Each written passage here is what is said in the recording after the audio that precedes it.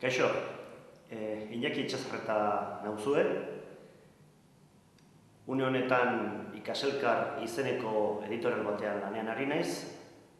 Eskolarako, ikastoletarako ikasmaterialak egiten, Euskal Kurrikulumean oinarritutako ikasmaterialak egiten.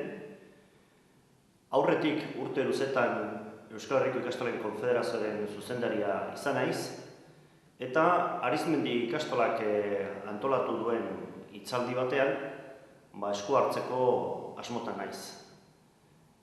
Hitzaldi horrek izango duen izenburua ikastolai egin gu izateko.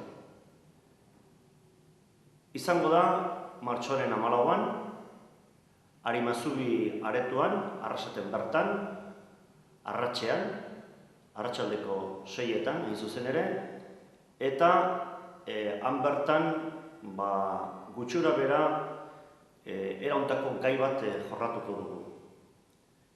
Tituluak askotan adierazten du ongi asko han bertan jorratuko duguna. Alegia gu izateko ikastola egin gu izateko. Azken finean, euskaldun sentitzeko era asko daude, herritar izateko era asko daude, baina ikastolak eskaintzen du hori betean izateko aukera bat, modu bat.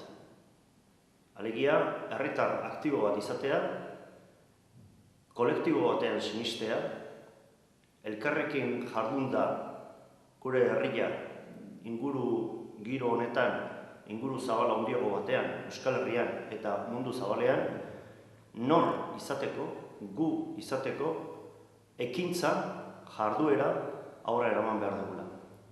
Ikastolak hori ulertzen du modu batean, eta modu horren bitartez pentsatzen du gizarte bat egiten duela. Gizarte bat eraikitzen laguntzen du modu, era eta prozedura jakin batzuen bitartez.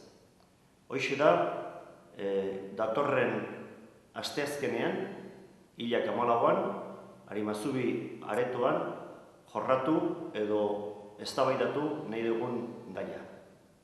Etorri zaitez eta elkarrekin egongo gara.